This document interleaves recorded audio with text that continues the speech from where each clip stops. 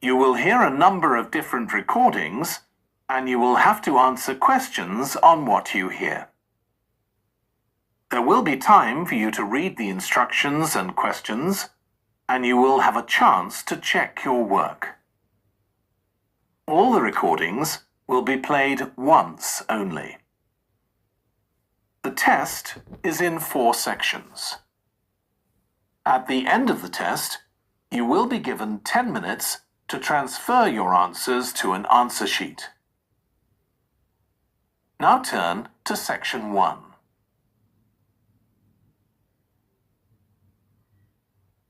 Section 1. You will hear a woman reporting a theft to an officer in a police station. First, you have some time to look at questions 1 to 3.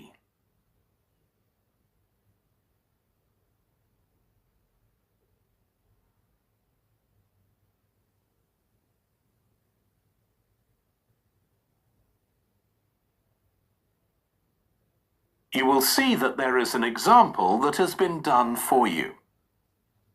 On this occasion only, the conversation relating to this will be played first. Good morning. What can I do for you? I want to report a theft.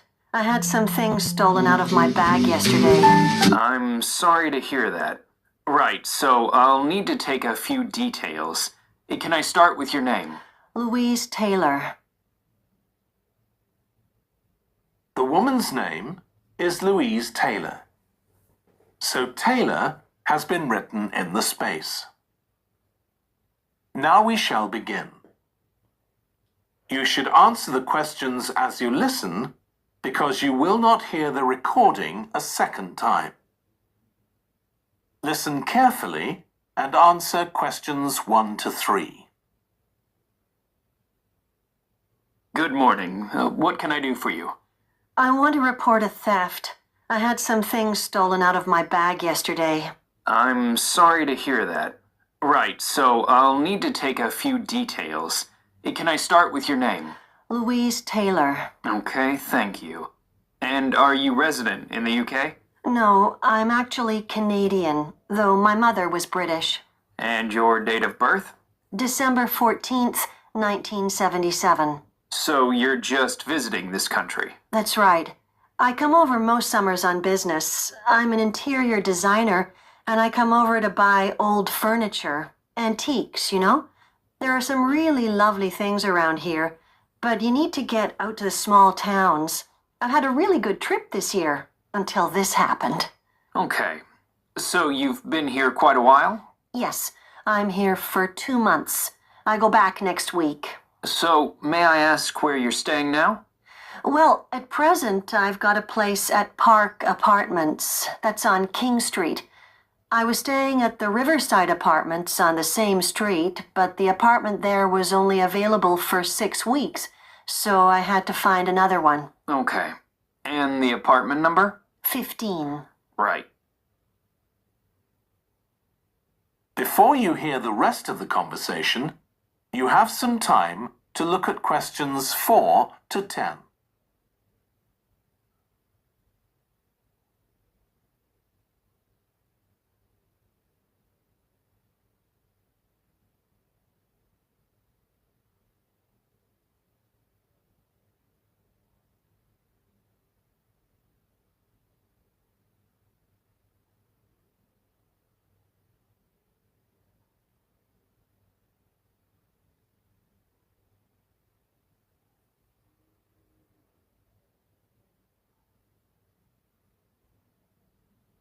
Now listen and answer questions 4 to 10.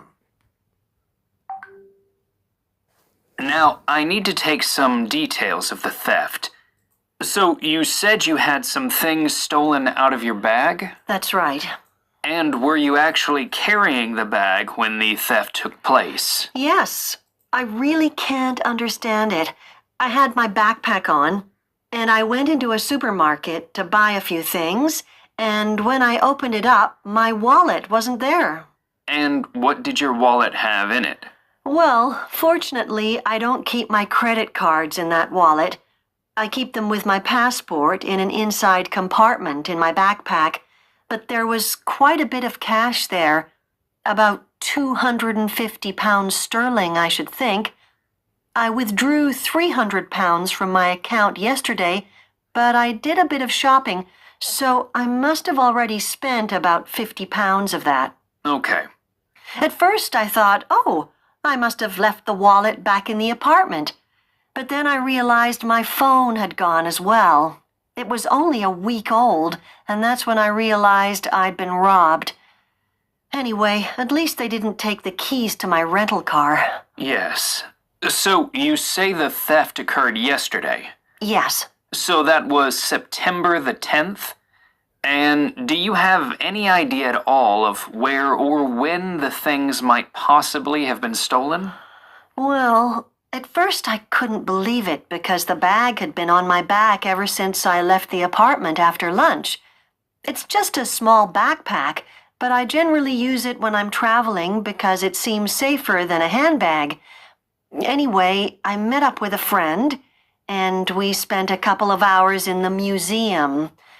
But I do remember that as we were leaving there, at about 4 o'clock, a group of young boys ran up to us, and they were really crowding round us, and they were asking us what time it was.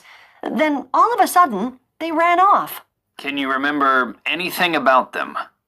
The one who did most of the talking was wearing a T-shirt with a picture of something. Let's see. A tiger. Right. Any idea of how old he might have been? Around 12 years old? And can you remember anything else about his appearance? Not much. He was quite thin. Color of hair? I do remember that. He was blonde. All the others were dark-haired. And any details of the others? Not really. They came and went so quickly. Right. So, what I'm going to do now is give you a crime reference number so you can contact your insurance company. So, this is 10 digits. 87954-82361. Thank you. So, should I contact the... That is the end of section 1. You now have half a minute to check your answers.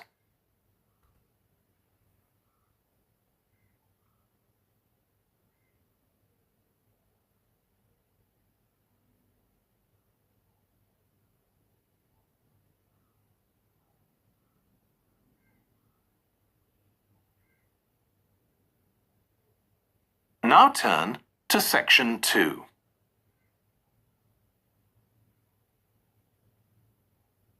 Section 2. You will hear a manager giving a welcome talk to a group of apprentices who are starting their training at the company. First, you have some time to look at questions 11 to 14.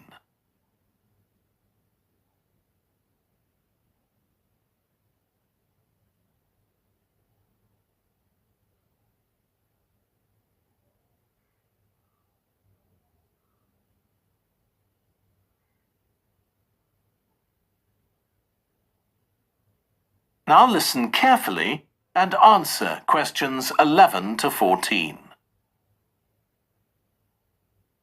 Good morning, everyone.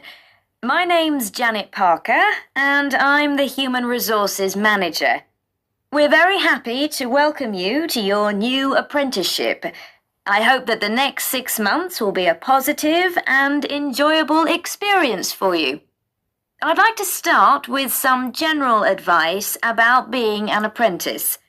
Most of you have very little or no experience of working for a big organisation, and the first week or so may be quite challenging. There will be a lot of new information to take in, but don't worry too much about trying to remember everything. The important thing is to check with someone if you're not sure what to do. You'll find your supervisor is very approachable and won't mind explaining things or helping you out. You're here to learn. so make the most of that opportunity.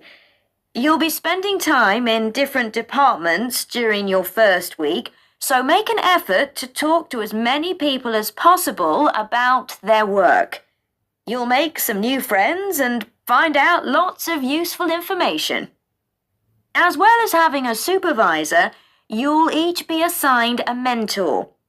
This person will be someone who's recently completed an apprenticeship, and you'll meet with them on a weekly basis. Their role is to provide help and support throughout your apprenticeship. Of course, this doesn't mean they'll actually do any of your work for you. Instead, they'll be asking you about what goals you've achieved so far, as well as helping you to identify any areas for improvement. You can also discuss your more long-term ambitions with them as well.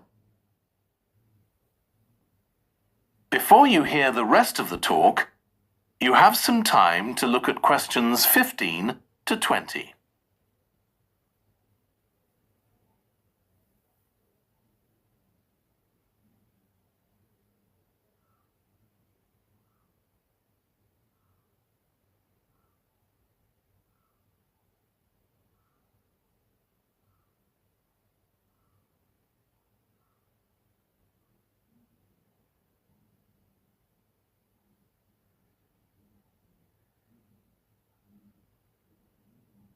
Now listen and answer questions 15 to 20.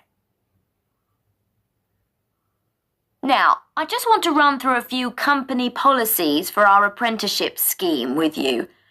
Most importantly, the internet. As part of your job, you'll be doing some research online, so obviously you'll have unlimited access for that. But please don't use it for personal use. You'll have your own phones for that. Some of you have already asked me about flexible working. After your probationary 3-month period, some of you will be eligible for this, but it will depend on which department you're in and what your personal circumstances are, so please don't assume you'll automatically be permitted to do this. I want to make sure there's no confusion about our holiday policy. Apart from any statutory public holidays, we ask that you don't book any holidays until after your 6-month apprenticeship has finished. Time off should only be taken if you are unwell. Please speak to your supervisor if this is going to be a problem.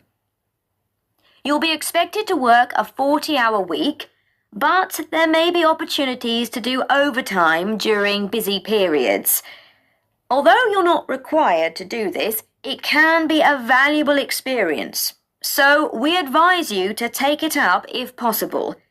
Obviously, we understand that people do have commitments outside work, so don't worry if there are times when you are unavailable. As you know, we don't have a formal dress code here. You may wear casual clothes as long as they're practical. And the only restriction for shoes we have is on high heels for health and safety reasons. Comfortable shoes like trainers are preferable. There's a heavily subsidised canteen on site where you can get hot meals or salads cheaply. Snacks and drinks are also provided, so we've decided to introduce a no-packed lunch policy. This is partly to encourage healthy eating at work and partly to stop people from eating at their workstation, which is unhygienic. Okay, moving on to... That is the end of section 2. You now have half a minute to check your answers.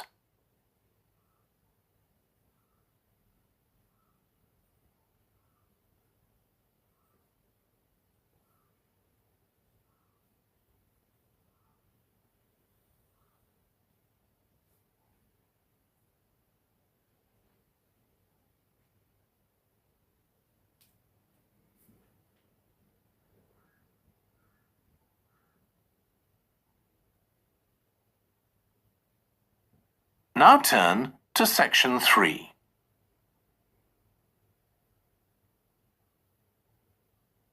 Section 3. You will hear two urban planning students, called Carla and Rob, discussing their presentation on cities built by the sea, following instructions from their tutor. First, you have some time to look at questions 21 to 25.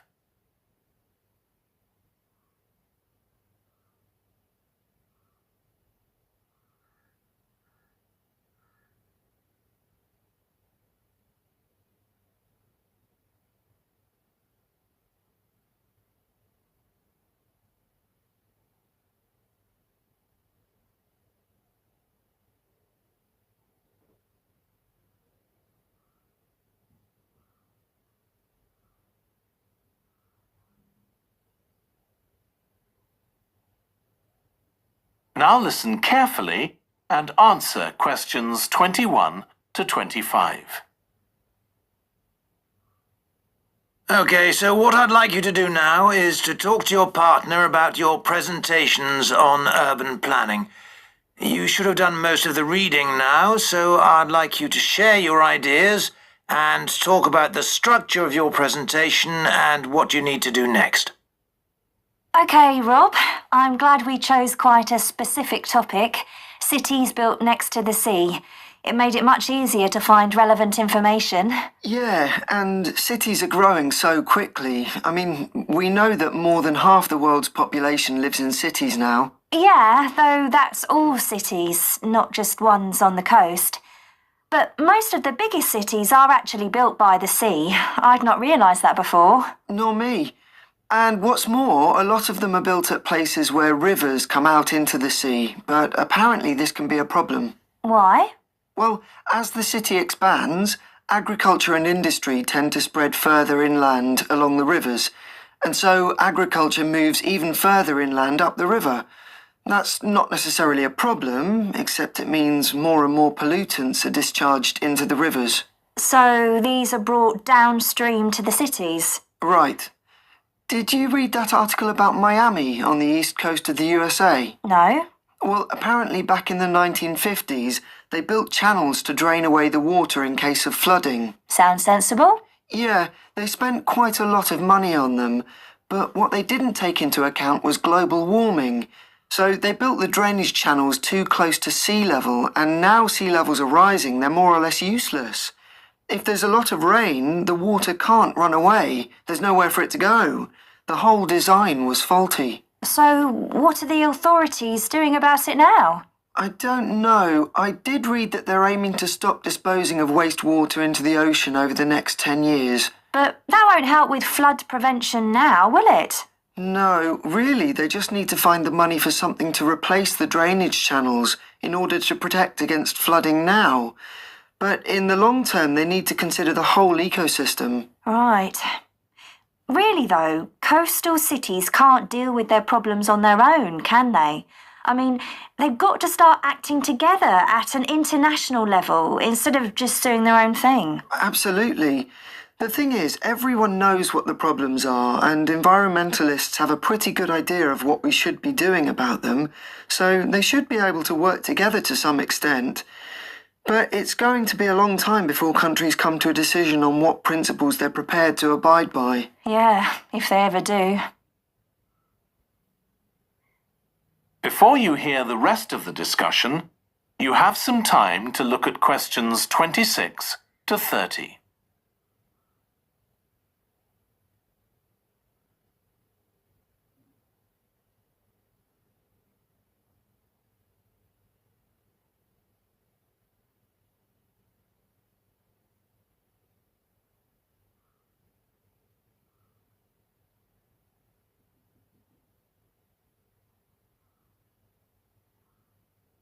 Now listen and answer questions 26 to 30. So, I think we've probably got enough for our presentation. It's only 15 minutes. Okay, so I suppose we'll begin with some general historical background about why coastal cities were established. But we don't want to spend too long on that. The other students will already know a bit about it. It's all to do with communications and so on. Yes. We should mention some geographical factors, things like wetlands and river estuaries and coastal erosion and so on. We could have some maps of different cities with these features marked. On a handout, you mean? Or some slides everyone can see? Yeah, that'd be better. It'd be good to go into past mistakes in a bit more detail. Did you read that case study of the problems there were in New Orleans with flooding a few years ago? Yes, we could use that as the basis for that part of the talk. I don't think the other students will have read it, but they'll remember hearing about the flooding at the time. Okay. So that's probably enough background. So then we'll go on to talk about what action's been taken to deal with the problems of coastal cities. Okay. What else do we need to talk about? Maybe something on future risks, looking more at the long term if populations continue to grow? Yeah, we'll need to do a bit of work there. I haven't got much information, have you? No, we'll need to look at some websites. Shouldn't take too long. Okay. And I think we should end by talking about international implications. Maybe we could ask people in the audience. We've got people from quite a lot of different places. That'd be interesting if we have time, yes. So now, shall we go on? That is the end of section 3. You now have half a minute to check your answers.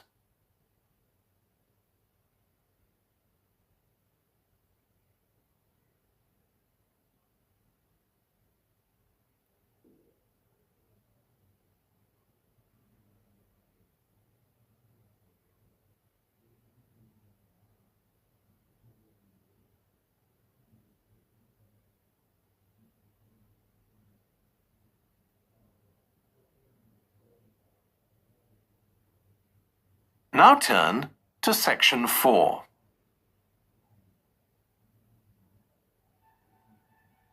Section 4. You will hear part of a lecture on renewable energy that uses the power of the sea. First, you have some time to look at questions 31 to 40.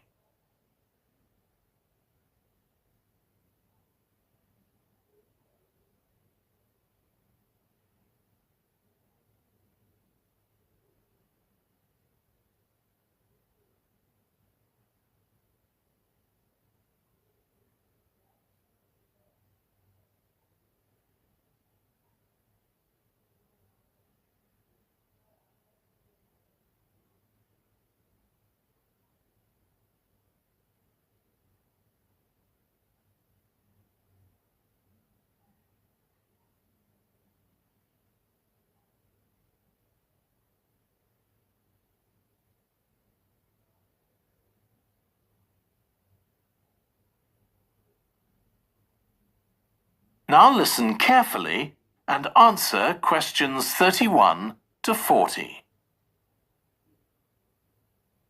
Producing enough energy to meet our needs has become a serious problem. Demand is rising rapidly because of the world's increasing population and expanding industry.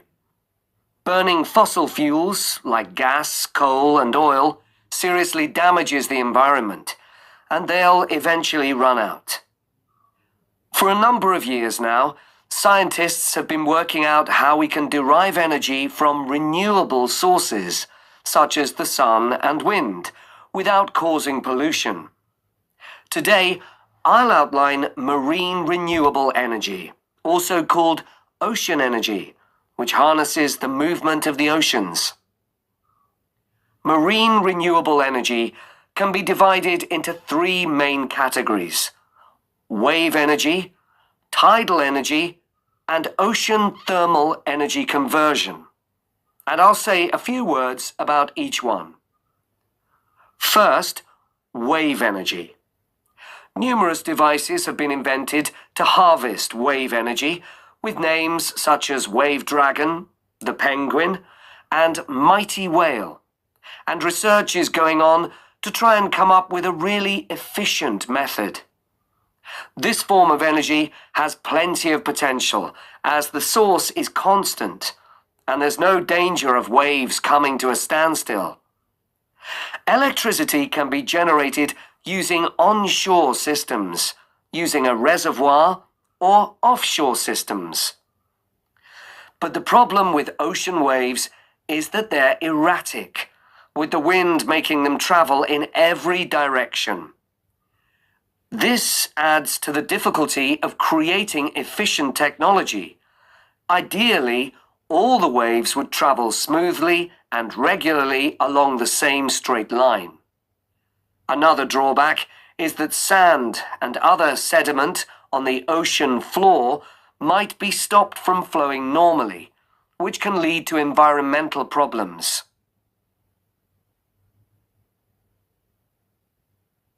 The second category of marine energy that I'll mention is tidal energy. One major advantage of using the tide rather than waves as a source of energy is that it's predictable. We know the exact times of high and low tides for years to come. For tidal energy to be effective, the difference between high and low tides needs to be at least 5 meters. And this occurs naturally in only about 40 places on Earth.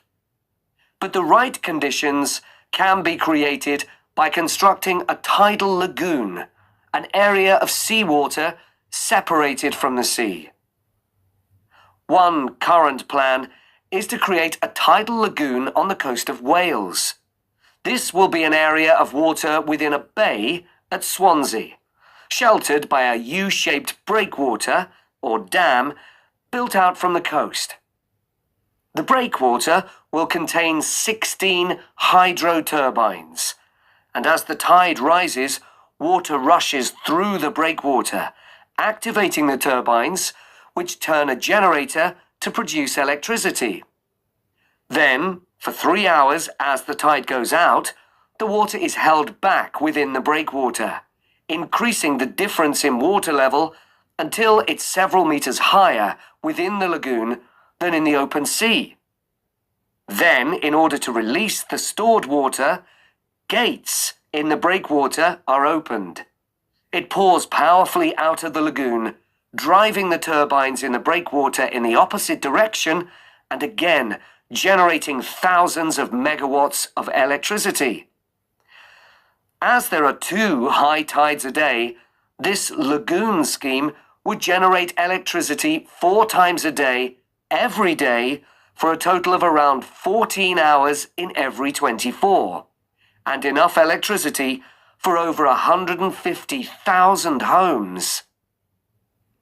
This system has quite a lot in its favour. Unlike solar and wind energy, it doesn't depend on the weather. The turbines are operated without the need for fuel, so it doesn't create any greenhouse gas emissions, and very little maintenance is needed. It's estimated that electricity generated in this way will be relatively cheap, and that manufacturing the components would create more than 2,000 jobs, a big boost to the local economy. On the other hand, there are fears that lagoons might harm both fish and birds, for example by disturbing migration patterns and causing a build-up of silt, affecting local ecosystems. There are other forms of tidal energy, but I'll go on to the third category of marine energy, ocean thermal energy conversion. This depends on there being a big difference in temperature between surface water and the water a couple of kilometers below the surface, and this occurs in tropical coastal areas. The idea is to bring cold water up to the surface using a submerged pipe. The concept dates back to 1881, when... That is the end of section 4. You now have half a minute to check your answers.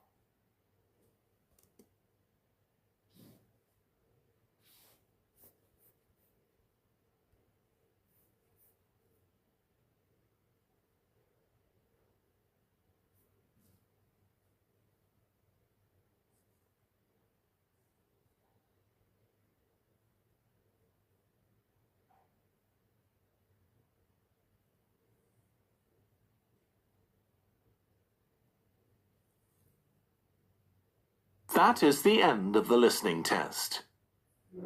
In the IELTS test, you would now have 10 minutes to transfer your answers to the answer sheet.